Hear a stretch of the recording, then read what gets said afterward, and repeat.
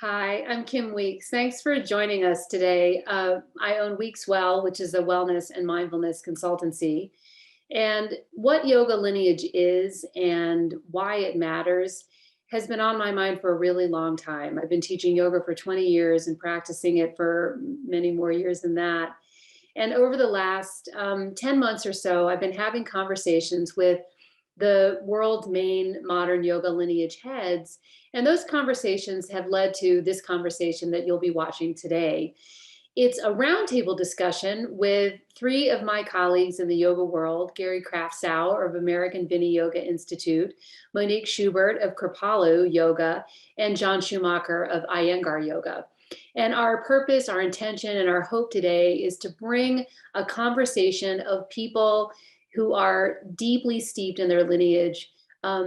You could call them master practitioners or leaders in their lineage, to talk about what lineage is in yoga and why it matters, and why it matters to get together in a cross directional, multifunctional way, intersectional way, to talk about what makes their lineage special and why and how there is the overlap.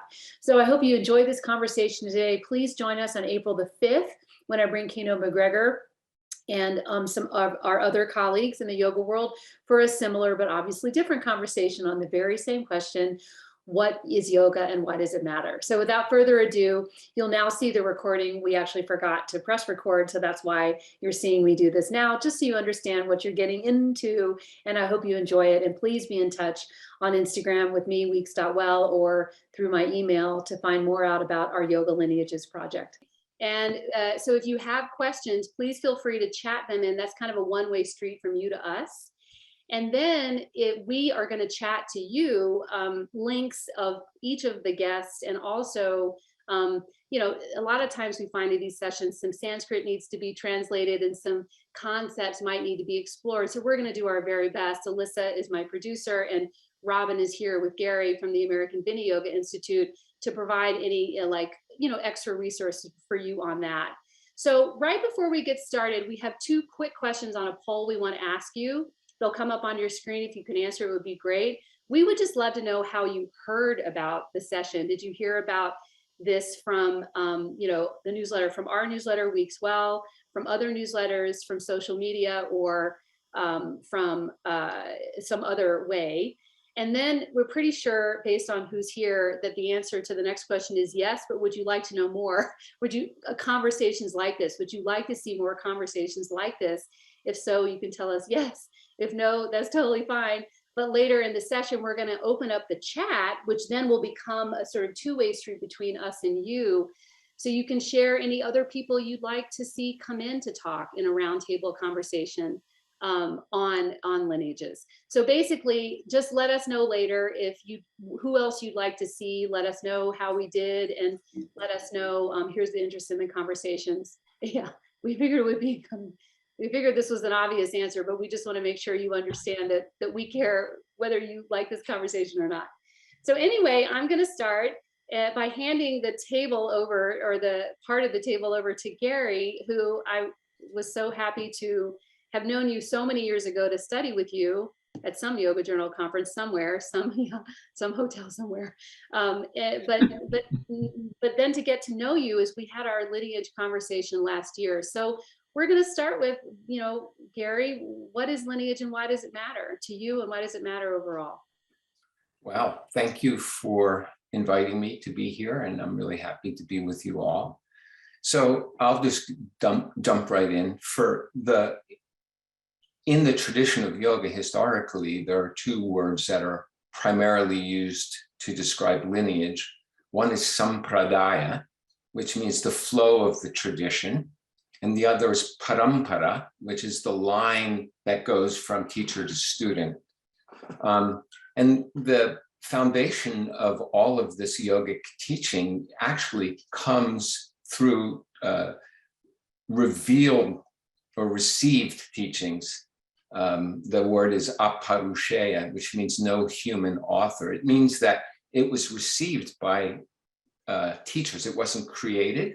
And then it was passed on through texts like Vedas and Upanishadic teachings, and then through lineages, the teachings from one teacher to the next generationally. So these teachings have been passed on generationally. So lineage, for me, reveals the teachings, the context of the teachings, and the scope of the teachings and their relevance to our lives, my own personal life. I met my teacher and joined this lineage long time ago in the early 1970s in what was then called Madras, India. And I was young. I was 19 when I met Krishnamacharya and his son Deskachar.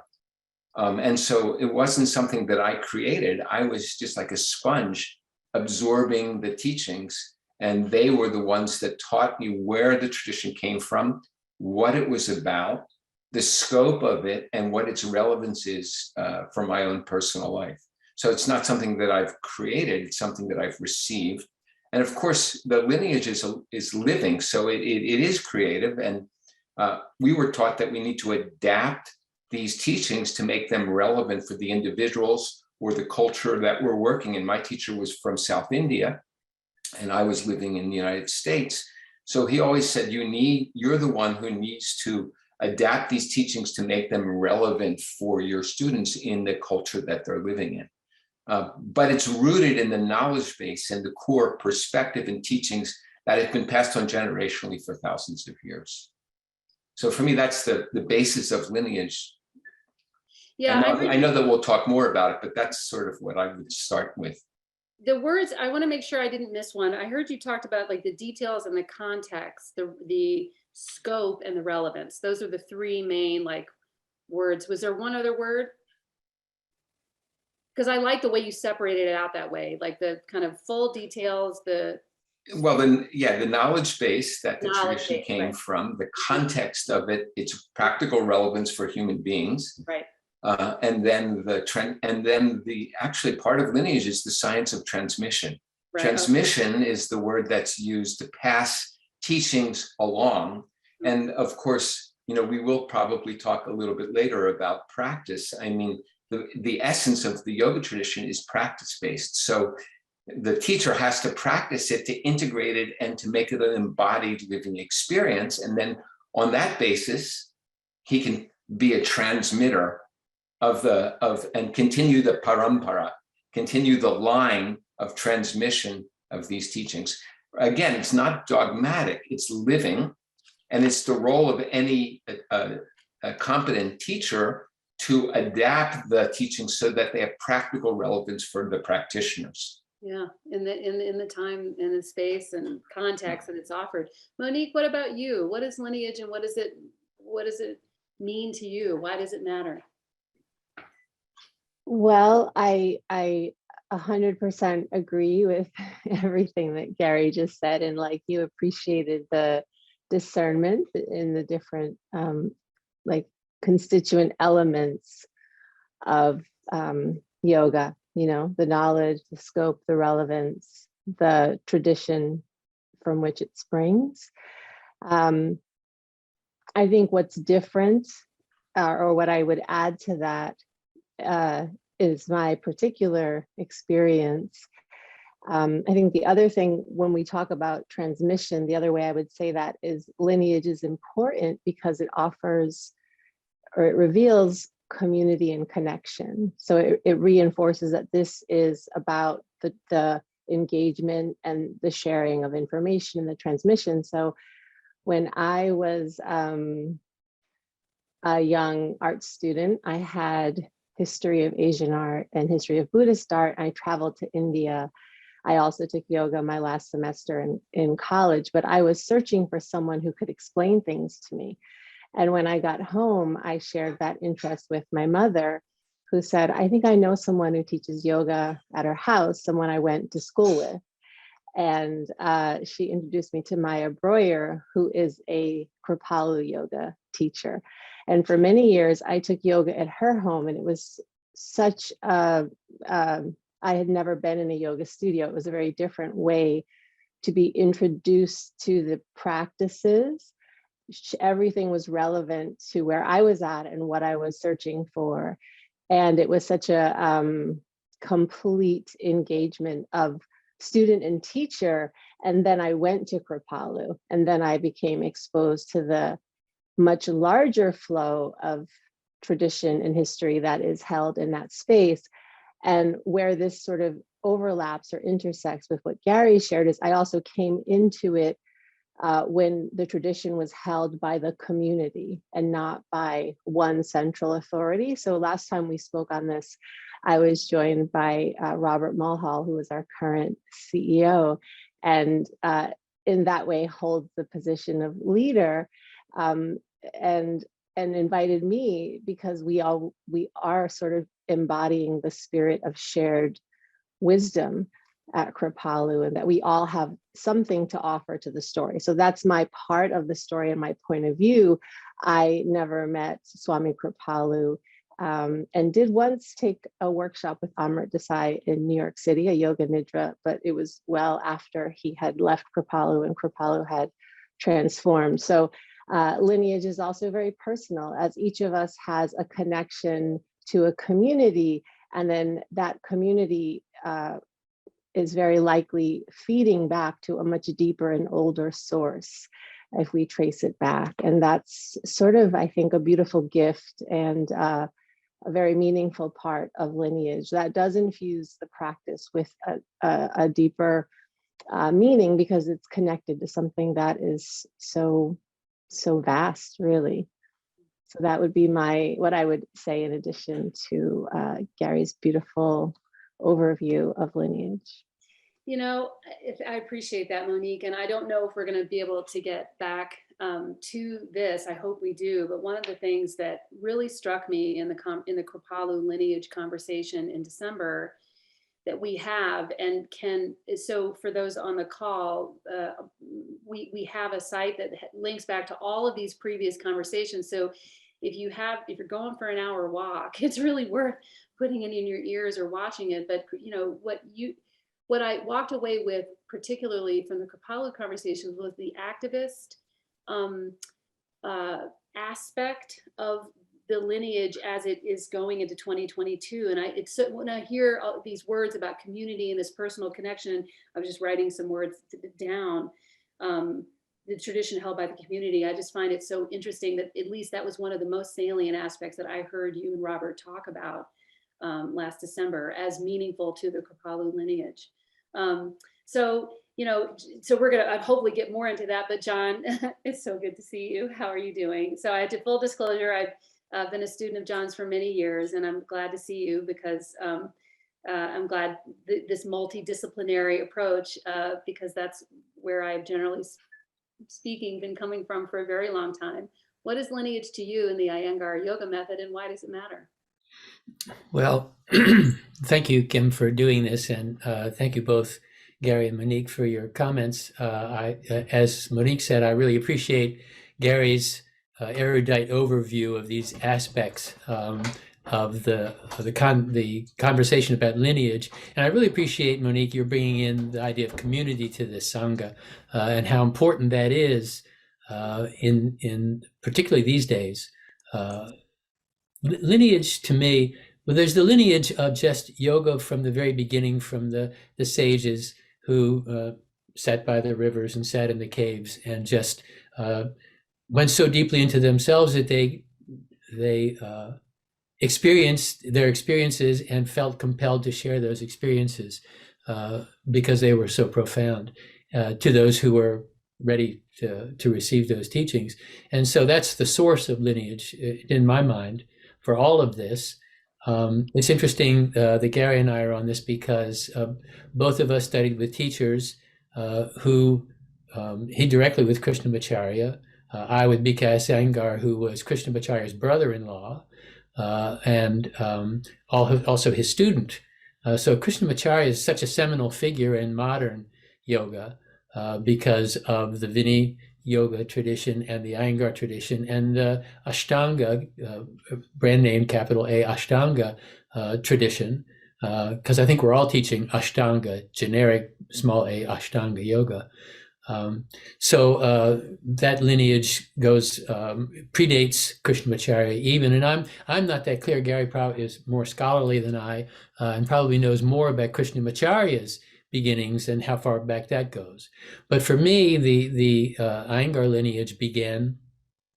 Well, I started to practice yoga in 1970 and practiced a variety of traditions. As I mentioned to Monique, I went to Kripalu classes. I went to Satchidananda integral classes. I went to Yogi Bhajan and Kundalini class. All these classes, there wasn't very much around in those days. So it was pretty easy to touch most all the bases that existed, at least that I could come in contact with here in the US. And it was 1975 that somebody gave me B.K.S. Iyengar's book. And in a way, I could set that as the date which I began Iyengar Yoga, even though I had no idea about B.K.S. Iyengar and no idea of what I was doing, just learning from the book. And it wasn't until 1981 that I actually began to study directly with B.K.S. Iyengar. I went to India and went regularly from 1981 till his death, and then with his daughter subsequent to that.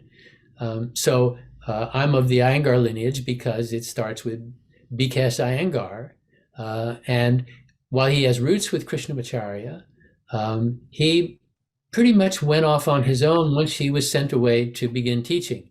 He didn't study that many years with Krishnamacharya, and you can look in old films and see that much of what where he came from actually was his studies with and contact with Krishnamacharya in those days, who taught very differently in those days from when Gary was learning from him. So Krishnamacharya himself, speaking about changes and modifications and growing with the times and growing with whom you're working, Krishnamacharya is the embodiment of that. He has his Patabi Joyce years, and he has his transition to the years when he taught much more the way Desikachar began to teach, or how he learned from his father, Desikachar did. So my lineage goes to Iyengar and those connections earlier on, but really directly with B.K.S. Iyengar, because he devised an approach which was distinctive. And why Sangha and community comes into this, as I was studying with these other various traditions, various groups, I got something from those. I learned from those. But when I began to study Iyengar yoga, I came into contact with people who had a different level of enthusiasm and excitement and dedication to their practice. And I was with people who were interested in what they were doing and talked about it and shared it. Whereas the other traditions that I encountered, it was sort of, that's kind of what they did. And there just wasn't that juice behind it. With the Iyengaris, there was this kind of juice that, oh, wow, something's happening here. And at that time, I didn't know what it was, Mr. Jones, but I knew that I wanted to find out more about it. And so that got me on my way. Sorry, I was like busy writing. That was so. One more thing I might say, though, Kim, is speaking of parampara, we Iyengar yogis did a convention a few years back after Guruji died, and it was his granddaughter who led that, and the title of the conference was Parampara, and it was about how she was carrying on the lineage from her aunt, Gita, and then from her grandfather, Guruji. Sorry, I was giving shorthand. Guruji is what what your guru is called, what you call your guru affectionately, and what Mr. Iyengar is called within the Iyengar community, Guruji. It's funny, I have to say something about that, because when I first started to study with him, he was Mr. Iyengar. He had spent a lot of years with Krishnamacharya, with Krishnamurti. Yeah. He taught Krishnamurti yoga for a bunch of years. And Krishnamurti is like, gurus, forget it. What have they got you so far? Forget about this whole guru shuck and jive. Find out for yourself. And so Iyengar was very much from there. He didn't want to hear anything about gurus. But after a while, it began to change. And I think Guruji, and that's an interesting term. We can talk a lot about what that means. But it became a term of affection for me. Yeah, I think for most within the Iyengar community, and we should, if we possible, put a pin in the Krishnamurti sort of like strand of thinking, because he was quite influential as a side show to the Krishnamacharya legacy. Would you not say that's true? No. All right, that's fine. Gary may have wanted to say this. Okay, that's fine. That's fine. I want to stay on task, and also tell the audience that one of the housekeeping things I neglected to say at the beginning is that if you're familiar with Zoom webinars, you're familiar with the capacity of upvoting questions. And there are questions, there's one that's already rolled in that I myself upvoted because I really like it. But please feel free to take a look and see, about any questions that you're interested in. I will start, sort of filtering questions in as they're interested. But I wanted to go back to, and just give you guys the chance to take a look at that one question anyway. Monique, along the lines of, Kripalu lineage, when I was having some earlier conversations with Stephen Cope about Kripalu itself and its sort of, role at the table in the conversation of lineage, he really talked about how multi-lineage Kripalu was when he was there at the very beginning. Do you think you can talk a little bit about that multifaceted sort of lineage approach that may or may not be true, but that I learned about from Kripalu, and maybe talk a little bit about what is going on there and how Kripalu continues to evolve even this year and beyond?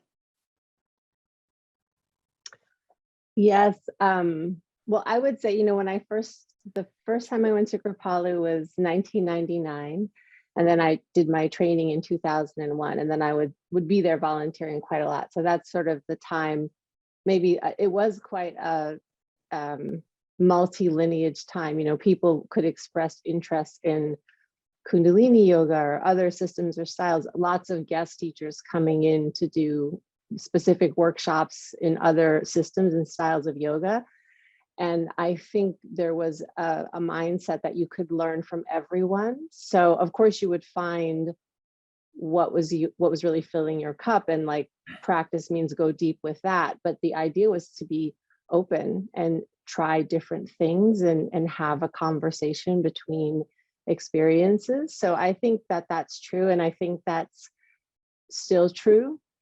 But what I think is interesting about the container of Kripalu Yoga, because sometimes we could get in the weeds trying to it's easy to define to me because I learned it at a time when it had a specific definition, but over the years it has had other iterations as well. So there's not always, it's not always easy to say succinctly, but Swami Kripalu himself and his writings and teachings often said that you teach people where they're at, and different people will respond to different practices. So the idea that some people like chanting, some meditation, some really get into seva, some want to do asana practice. And then also we talked before, householders and monastics. There was a monastic community, but a lot of people were householders. So it's always been differentiated and available to all different kinds of people, learners, lifestyles, needs, desires, etc. And in that way has become quite multifaceted. So I think multi-lineage is a good word for it, because within that are a lot of other systems of support that people embrace and practice. And what makes it all Kripalu Yoga in my mind are these teachings of Swami Kripalu that offer kind of landmarks of like the spaces to explore together. And then this guiding phrase that I think we all embrace and practice, no matter what our specific practice looks like, is this idea of self-observation without judgment, because that is a real tenet and pillar of Kripalu methodology and practice and pedagogy. And that is what unites all of what we do, that it is possible to do it through that lens. And that is the yoga, I think, yeah. Yeah, that's so interesting, because I was thinking about so many things, but the different ways that meeting somebody where they are. That's something, Gary, I remember so clearly about our conversation as being a bedrock of American Viniyoga. And I wondered if in this context you could, as you did before, but it's hard to know if people here were there in July. Hopefully they'll watch it. Hopefully they'll watch it again. What is American Viniyoga as a lineage? Talk to us about that. Sure. So, I mean, first I'd like to say that all of the yoga, and this is from the lineage, this is a teaching that I received. And as we hear, it's multi-dimensional, it's multifaceted, but it's all not about the yoga. It's all about the practitioner. Asana, pranayama, chanting, meditation, seva, all of that is for the practitioner to help them understand themselves more deeply, remove sources of suffering, and actualize their higher potential as a human being. And so, yes, of course, I agree completely that we meet people where they are and where their interest is, and also what their needs are. But all of these tools, we teach asana, we teach pranayama, we teach chanting, we teach meditation, we teach prayer, ritual, or service, doing things for your community in such a way that people come to a deeper self-understanding, and then they can, like I said, overcome sources of suffering for them, and then actualize their potentials to find what we call in the tradition their svadharma. What is it that they're here for in the face of the reality of change, impermanence, and the ultimate end of life? I'll come back to your question about American Viniyoga Institute, but just as an interesting aside, I was 19 when I met Krishnamacharya and Deskachar. And to be clear, most of my work was obviously with Deskachar. Krishnamacharya was already very old at that point. But Deskachar told me that the main purpose of yoga, and I apologize for saying this publicly, is preparing for the moment of death. And that all of these teachings are to help us live a meaningful, fulfilled life, so that when we reach the end of life, we feel a sense of joy, completion, curiosity, openness, rather than resentment, bitterness, fear, etc. So our work in American Viniyoga is to preserve the integrity of the tradition while making it relevant for any practitioner that we work with. So we train in American Viniyoga Institute, we train teachers and we train therapists. Krishnamacharya was a yoga therapist as well. So we train teachers and therapists to meet their students where they are and to help them move on their journey of life. So if they have problems in their back, to fix how to manage back pain and neck tension, how to sleep better, how to have more energy, how to manage stress, how to balance their emotions, how to overcome anxiety or depression, how to find a sense of meaning and purpose and joy in life. So it's this is the yoga tradition, and all of the different lineages. Yoga wasn't created by, Krishnamacharya or Swami Kripalu. It's an ancient lineage that's been passed generationally for thousands of years. And so there's all kinds of forms of it.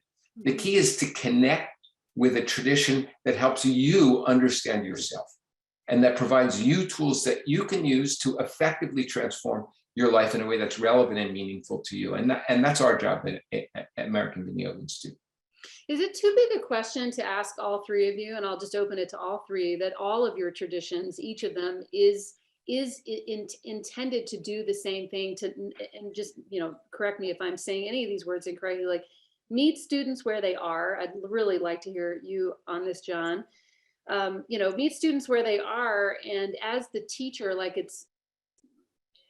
I hear you, Gary, meet students where they are, and I hear you saying a lot about the student being able to articulate what it is that they need. So I guess I'm asking, is that what, all of you, or Monique and John, you also are coming to the table with? But I see you shaking your head, John, because I was interested in how you help students get to where they are asking for what they need or what they want, or how do you navigate that? Before, John, I just want to make sure I didn't say that they know what they need. Right.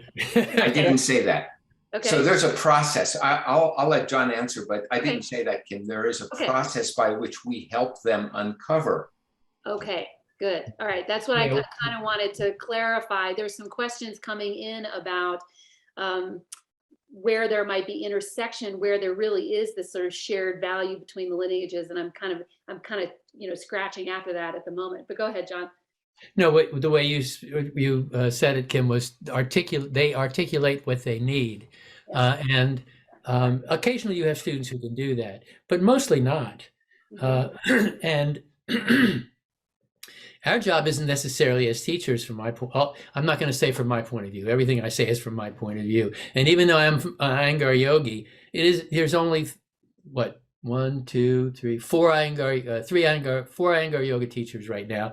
The rest of us are all interpreters or conveyors, or we're teaching what we've learned from them. And you may know Kim, but somebody asked BKS Iyengar, what is Iyengar yoga? He says, I myself do not know. I practice yoga. Others call it Iyengar yoga. So as far as he was concerned, he was just doing yoga. And he eventually obviously copped to the fact that there was uniqueness in his style, and he began to call it Iyengar yoga. But for him, it was all yoga. And so what has to happen is for the teacher to perceive where the student is. I mean, that's when you meet somebody where they're at, you have to be able to see where they're at. So the teacher perceives where the student is. The teacher has some sense of where the trajectory goes. Why are we doing this in the first place? So we're doing this, as Gary said, to realize our fullest potential. It's so ironic that the U.S. Army used to have the ultimate yoga slogan, be all that you can be. I mean, that is what we're doing, being all that we can be as yoga practitioners. So when I first started studying with BKS Iyengar, he spoke very little, not at all really about God or energy or spirituality. It was doing, because we weren't really ready to hear that yet. He'd already written Light on Yoga. All of this stuff was already in there. It's not like he sort of hadn't figured it out for himself yet. He just was wise enough to know that to put all of that on us at this point was like trying to water a plant that's completely dry. The water's just going to run off. He had to moisten us a bit with the practice to make us receptive to the increasingly deeper aspects of the practice. Sorry, I was muting because when I type to answer some questions, I don't want to go over you. Monique, what would you like to say about that with regard to this sort of intersectional part of helping students get to where they need to be, to be all they can be? Well, I think I have to sort of reflect back to the conversation we had in December, and Robert said something that I really agreed with, which I had not thought of before, which was that someone was like, how are they different? And he was like, maybe they're not really different from each other. And that perhaps looking for differences is not as helpful as looking for what's shared. But what I think is useful for a student or a practitioner is to learn something in its wholeness, because I do think systems work together. Like I've had the wonderful experience of studying Iyengar for some time, and if you do all the things that belong to Iyengar together, they make sense. Maybe if you mix it with something else, maybe you get something, maybe you don't, right? But I find that there's a lot of benefit to trusting the integrity of a system and learning that. So if you want to go into Kripalu Yoga, we have some things that we do that are part of our systems that other people before us have worked with and taught and trained us. And if you trust that system, you may get those results. And just like I tell my students, when you go to another teacher, trust them. If you trust them, and try to learn what they're offering, because sometimes information put together has a different, the synergy of that is a little different. So that's how I approach that question. Yeah, I'd love to ask all of you, maybe we could go back to you, Gary, because we're doing from my point of view, it's such a nice cadence listening to you all sort of, answer across the screens. But something that you're saying, Monique, brings up for me, and let me say, someone asked the question, what does householder mean? And householder, generally speaking, is the designation that in the yoga world has been given to people who practice yoga while also trying to live their lives, who pay bills, who have a family, who, wait, John, your face, what did I say wrong? John's. Everybody's trying to live their lives. I mean, in the world. What you mean is live a life where an ordinary life where you have a family and you have jobs and all the rest of that. Yeah, the paying bills and living in the world. It's basically like coming out of the ashram into the world and also practicing yoga instead of devoting yourself like 7 a.m. to 7 p.m. every day to the cycle of the life that's being sort of created for you by a community called a sangha or an ashram. Okay, just make sure. So that hopefully that answers that question. Please let me know if you have another. But the thing that, so Monique, you were talking about early in like, what is Kripalu Yoga?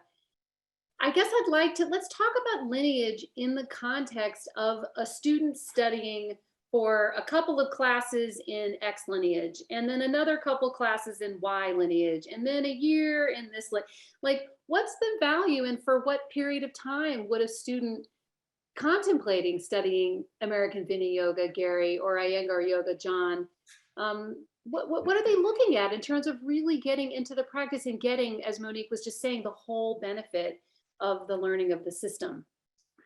So the first thing I want to say is I want to agree with something that Monique said, which is, I'll use a different phrase. There's a risk of fragmentation.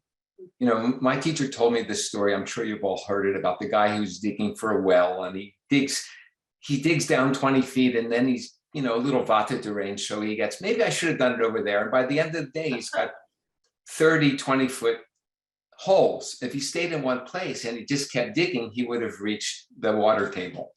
And my teacher used to say, you know, you're doing yoga on Monday, Sufi dancing on Tuesday, Buddhist meditation on Wednesday, Course in Miracles Thursday, and the risk is fragmentation. All paths will lead to a goal. So what we say is that you want to, and this is an Indian expression in English language that I learned when I was in Madras long ago, pick and stick.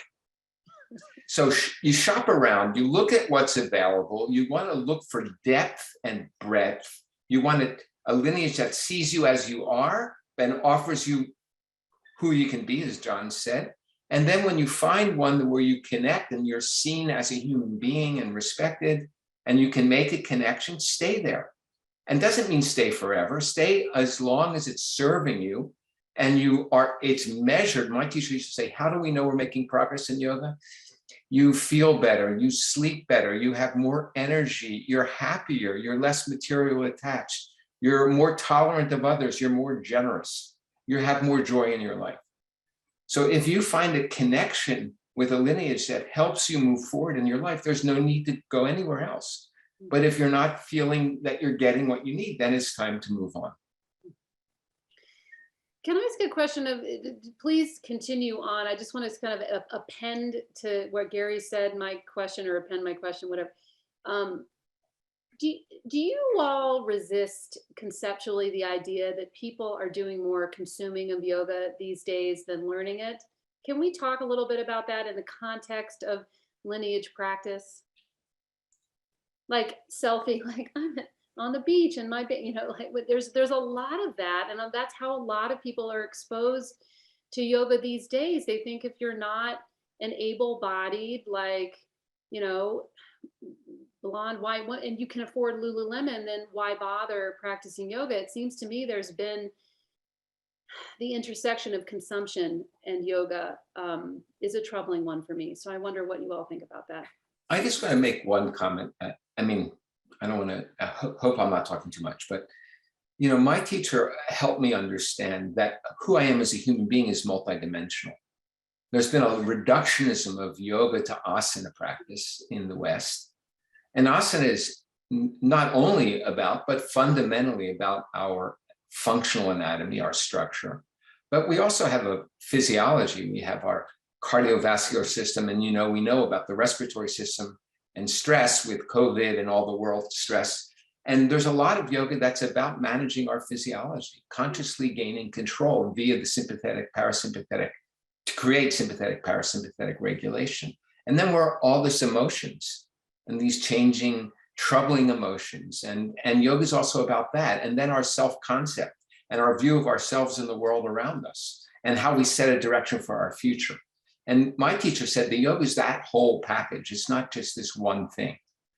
And you need all of these tools of practice to help you ultimately understand yourself at a multidimensional level and affect real transformation.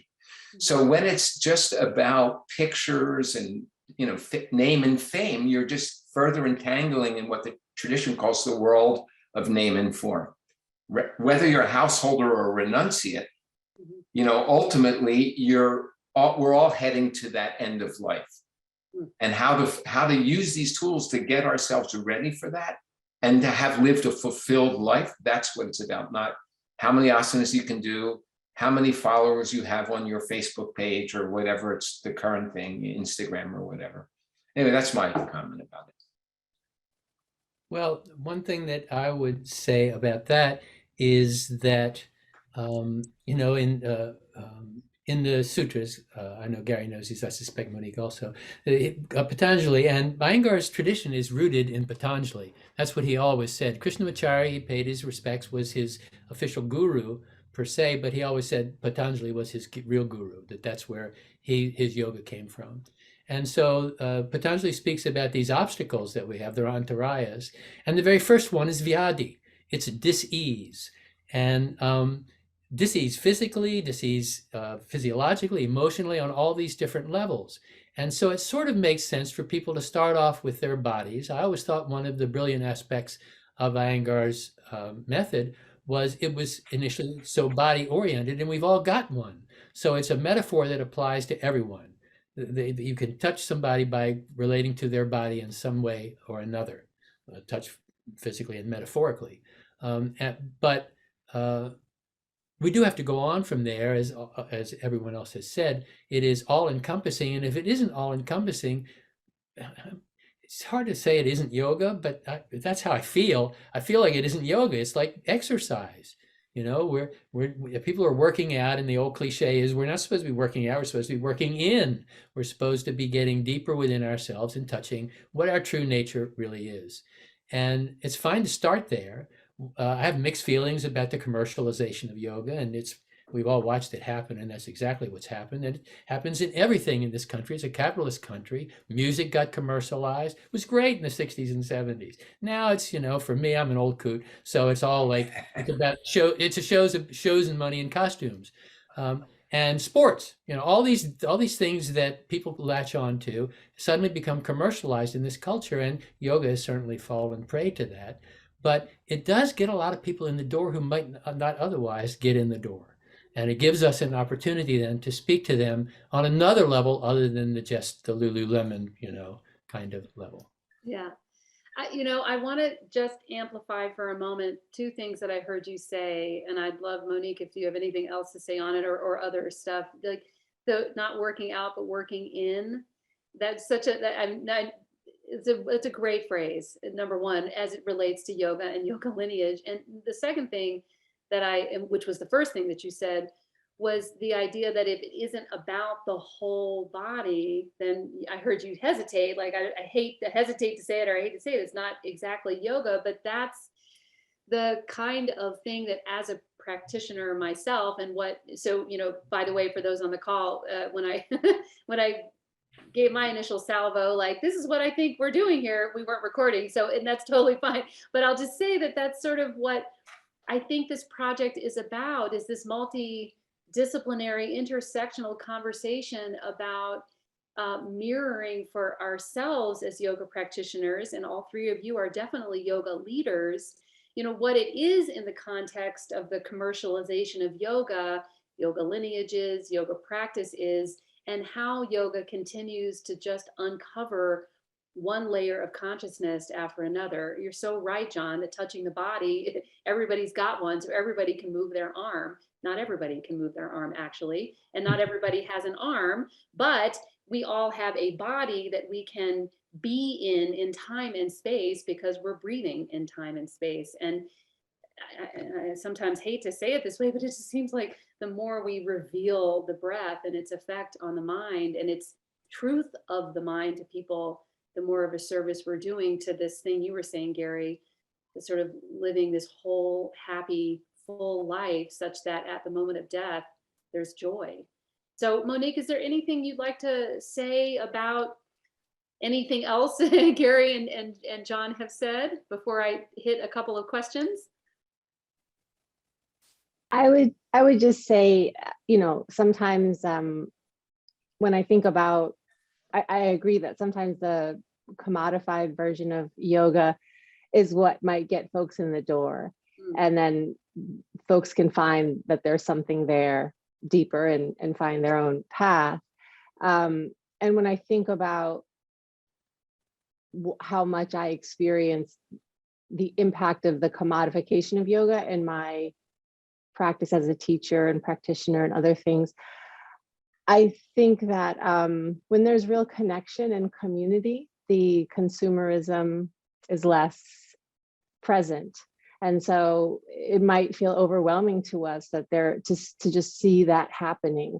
But I think if we look into the spaces where we actually are, we might find that our community connections are nourishing us a lot more than any material thing. So That just is so beautiful. That is such a cool, I'm sorry if I'm talking over you. Pardon me. Please keep going. That's just beautiful. That Jen, I hope the more the community connections here, the less the commercialism has that draw. And that's certainly something that I think about a lot. It's like we sort of, I mean, you saw on the poll, a lot of people heard, not a lot, but a significant percentage of people heard about this from social media. So thank you so much for coming. If you Instagrammed this, but hopefully what we're reflecting is this Sangha or community of like-minded practitioners, which there are a couple, is it okay if I ask a couple of questions to you all that are coming from the group?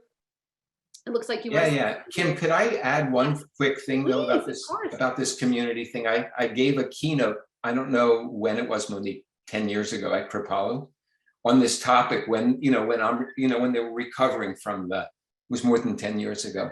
And I used the metaphor of the Buddhist teaching of Buddha, Dharma, and Sangha.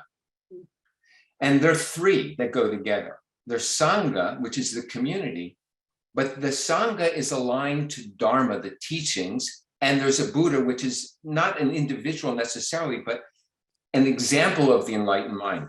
So it's very important as we move forward that we don't lose sight of the Dharma and the Buddha in this for the sake of Sangha, because then you have, in the land of the blind, the one-eyed man is king, or whatever expression, the blind leading the blind. We can have a very dysfunctional Sangha that doesn't help us grow.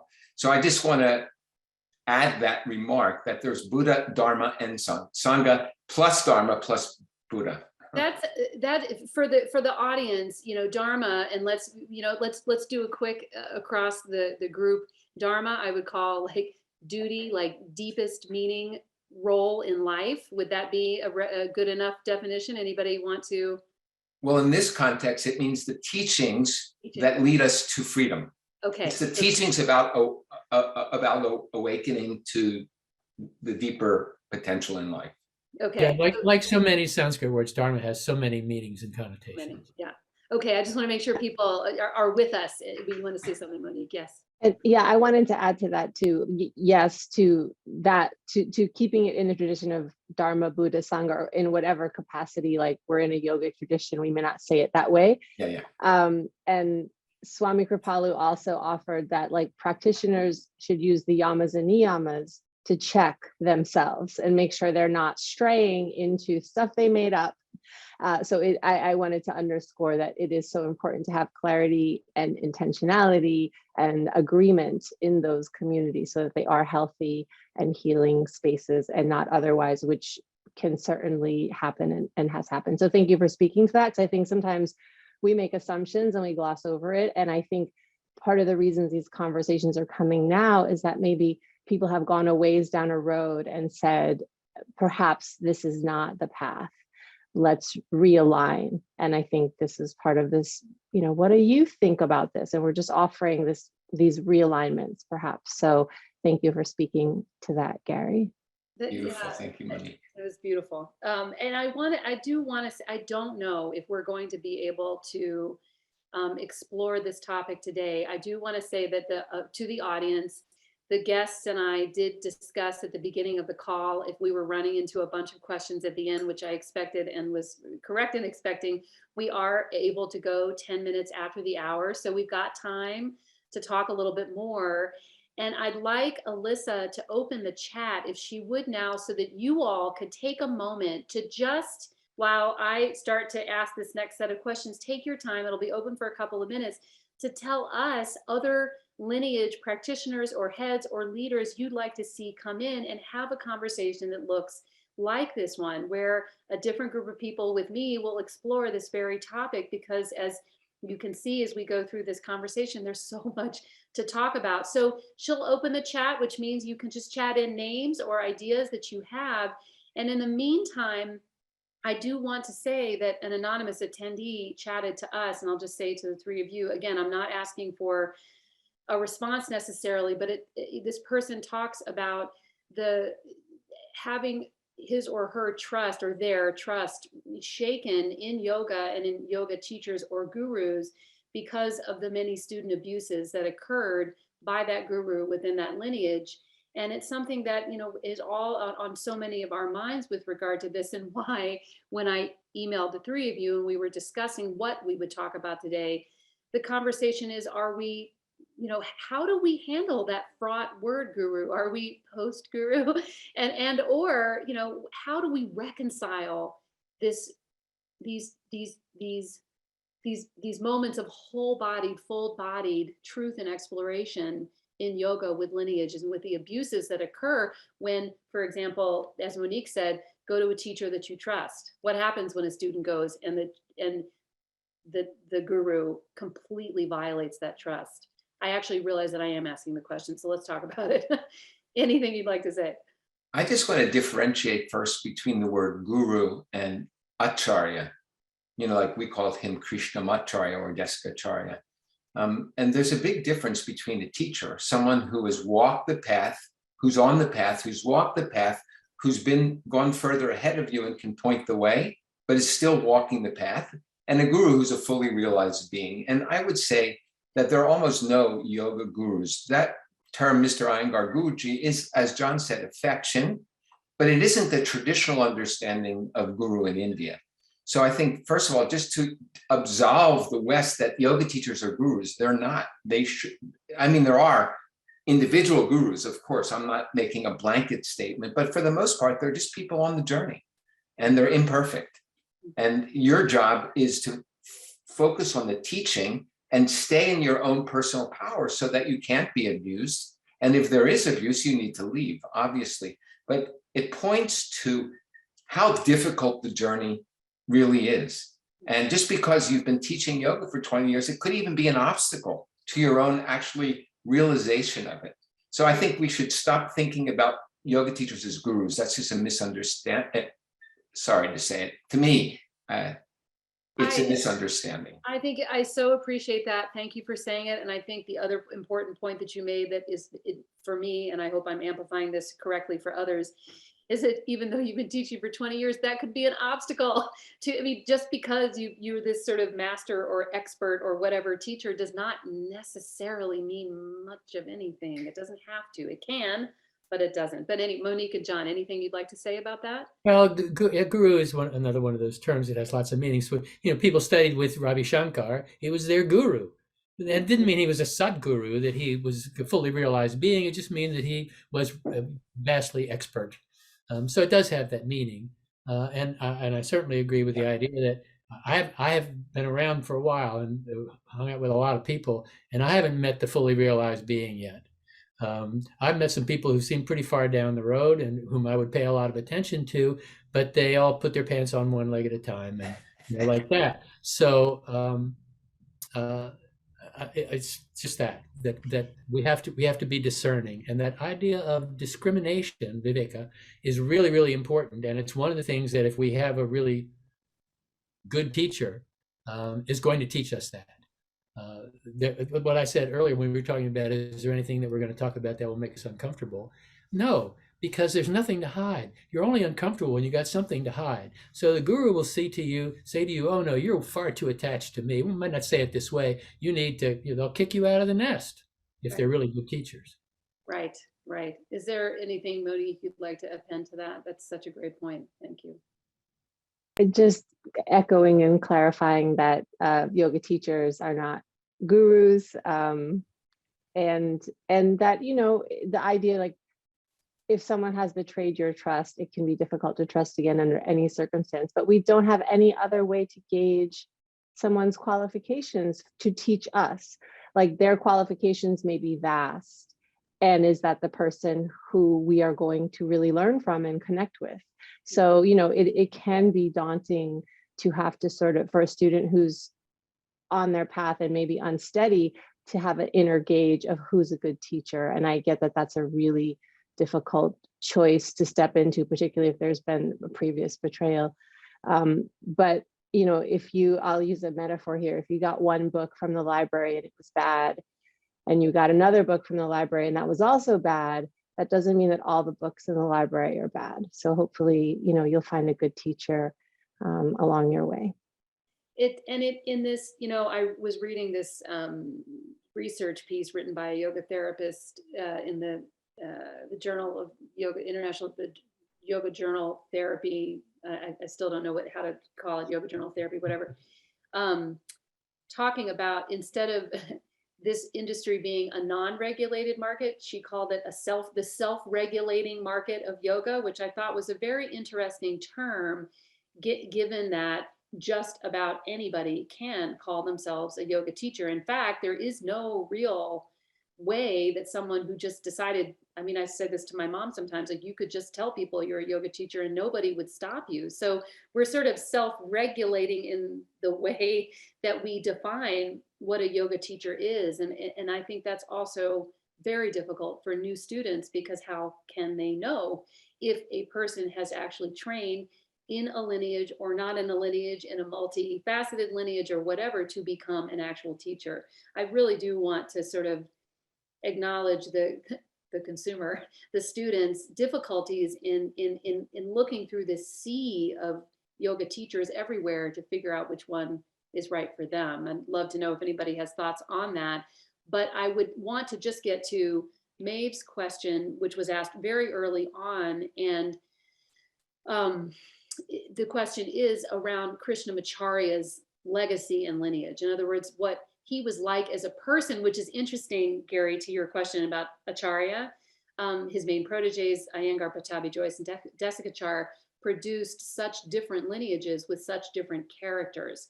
So could we talk just a little bit about Krishnamacharya's lineage, and then maybe after that, or his as a person, and after that, I'd love to hear a little bit about Swami Kripalu, Monique. It'd be interesting to go there. Well, look, I met Krishnamacharya in 1974, and I was 19. So that, if you want to do the math, it's long ago. And to be honest, I was kind of scared of him. He was very stern, grandfatherly. Like, he would look at me, he said things to me, specific things in English. And so I've received some specific personalized teachings from him. But his mind was voluminous. He knew, I can't say how many, many dozens, if not hundreds of texts by heart. Desikachar sometimes invited me to sit in a class that he was giving, that Krishnamacharya was giving Desikachar, on Ayurveda or on the Vedas or on the Brahma Sutras. And Desikachar would say a word, a Sanskrit word, and that would be Krishnamacharya's cue of where they last left off. And so then he would chant the shloka, if it's from a Brahma Sutra or the shloka, depending upon what they were studying. Can you tell people what a shloka is, please? Well, just a phrase, a sentence. Okay. Like, the Bhagavad Gita, there's shlokas that's more grammatically complete. Yoga Sutras, there's sutras that are more terse and less grammatically complete sentences. So depending upon what they were studying, but he would just go on and chant the sutra or shloka. Then he would chant the commentary of Shankaracharya, then the commentary of Ramanujacharya. Then he would refute the commentary. And when it was about Ayurveda, he would say, like, okay, if the woman's in her first trimester of her pregnancy and she's got this condition, you go up to the Himalayas and you pick this herb at this stage of its growth. Like that, this mind that was incredible. And Desikachar said Krishnamacharya knew how to pick a good racehorse. So, and he knew Buddhism, and he knew Jyotish, Vedic astrology, and he knew Ayurveda. So he was just this mind that was extraordinary. But as a person. Oh, cool. John's showing a picture of. Yeah, there he is. Cool. Thank you. And I want to say also, you look back, this is Iyengar's 60th birthday. Mm-hmm. And when you look back, you see the intensity of the man. When you look at that picture, he's all you see. Everybody else disappears. He had that kind of intensity. My one big regret with him is I used to go up the stairs on their outside veranda to take my class with Desikachar. And one day Krishnamacharya was sitting there. And it was very clear that he was waiting for me because he had said some things to me before personally. And I was afraid to go up the stairs. I mean, I was 19. Yeah. That's my excuse. But I loved him. I revered him. And I was scared of him. So what about, John, do you want to say anything about that? And then maybe we could talk a little bit. I loved what Robert said. I don't mean to jump immediately to Swami Kripalu, but I loved a lot of what you both said about Swami Kripalu in December. But John, is there anything else you want to say before we leave? No, just that intensity that is fearsome. Iyengar had that. I mean, he walked into the room and you didn't have to be facing anywhere he was. You felt the presence come into the room. Their practice had taken them to that place. And that was true of Amrit too, when I would be around him. In spite of, all the stuff that happened with him, there was a reason that he created this whole thing, because he had this power. There was a tremendous power that he had. And so they have this power, this intensity, and it is intimidating. And a lot of people, most people, don't really want to be around that. It's there's no place to hide, and people really do want to hide out a lot. And as I was saying earlier, we have to.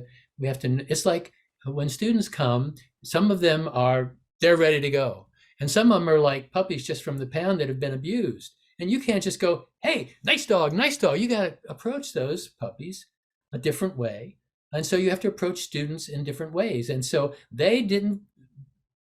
Well, in the old days, they only took a few students at a time. So you already passed muster. So they knew that you what you needed and what you needed to do. Now it's different, and you've got a whole room full of people. And so this person's going to need that, and that person's going to need that. And, it's a whole different game at this point. To sort of insert a question that Monique, you might want to also answer or just talk a little bit about. I've been thinking a lot about this whole conversation. I didn't expect to, but I have, so I'm just going to honor it. How do we account for lineage in the context of what is now the modern day yoga class? Exactly what John just said. Like it's hard to listen to things you all say without obviously having my own filter. Like you said, John, my definition, what I'm saying is my perspective. But, if guru, the definition of guru is destroyer of darkness, right? Is that okay? Can we agree on that term? Enough? I mean, I know. If generally the translation is like the shower of light, the destroyer of darkness, and to that end, you see this picture of Krishnamacharya, or you hear these stories of these teachers coming in, and basically you can't hide from them because they're, and let's just continue with the analogy, like shining so much light, not letting you hide. There's nowhere to hide. What happens with all these layers and levels of yoga teachers today with us when we are teaching from our lineage to a group of 20 people, 30 people, many of whom we don't know? I mean, I can't tell you how many classes I've taught in my 20-year teaching career with people I never saw again or didn't know before they came in, had no idea what was going on with them before. There was no vetting. The business does the vetting, So how do we account for lineage in the context of the modern yoga class? Monique? I'm going to answer a different question, although I could speak about that, but that would take us in a different direction.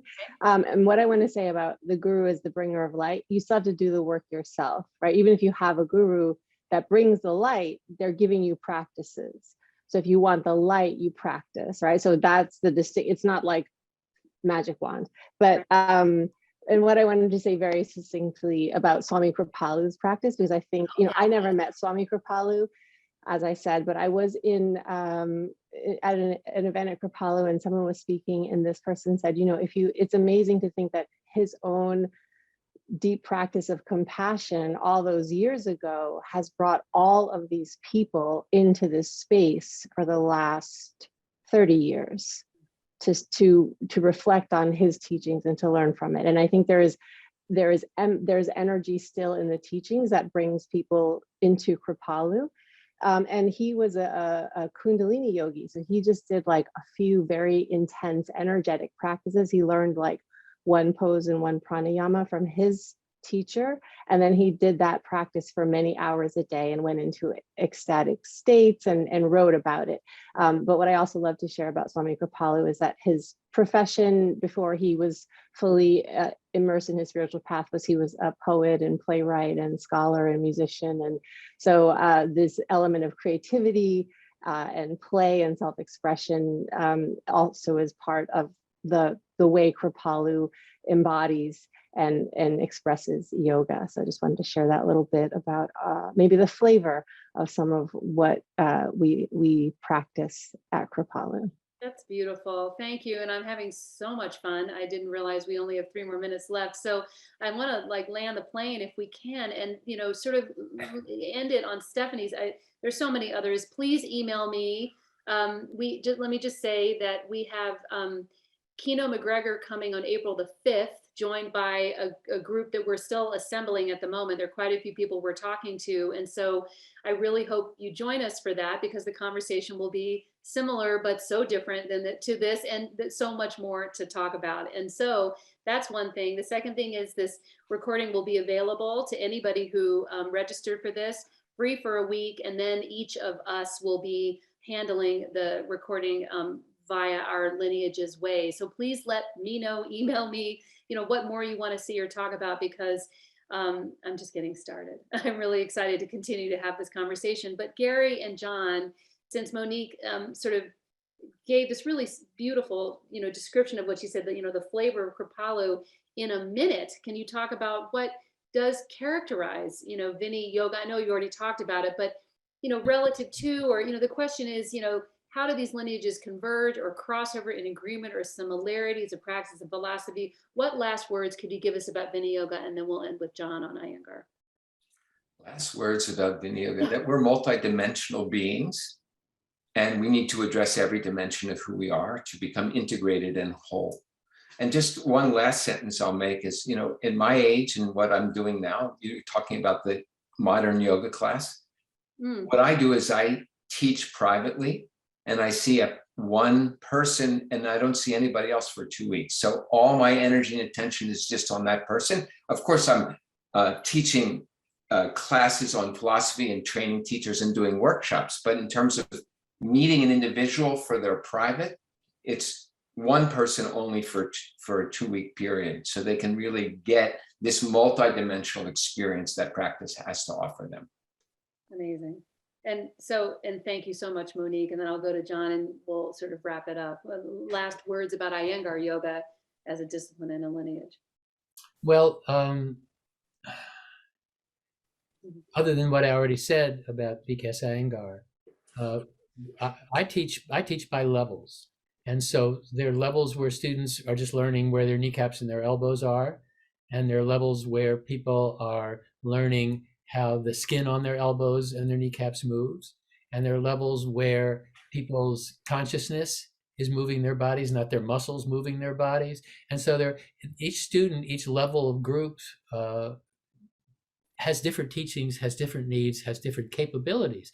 And it's not only people's needs, but their capabilities. What can they do that is important to be able to ascertain? And so like the other traditions that were here described by Gary and Monique today, we teach to the individual, we teach to different people's levels, and we teach to the whole person. We teach asana, pranayama, it's all meditation on a certain level, and we teach about consciousness itself, which is really, I'm only beginning to learn a little bit about how to reference. You can't teach consciousness, but how to speak in such a way that somebody may have some kind of inkling of what I'm trying to convey. We have an impossible job, all of us who teach yoga, in that we're trying to convey an experience in whatever way we can. And it's like telling somebody what chocolate tastes like who's never tasted chocolate. So you have to do the best you can with that. And I will say one thing about something Monique said, is there is one little corner of it that doesn't involve practice. And I think practice makes this a possibility, but there is Shaktipat, and there is grace, and there is Saul on the road to Damascus. If people are sort of hoping that's their thing and they can hang out till then, it's not a good idea.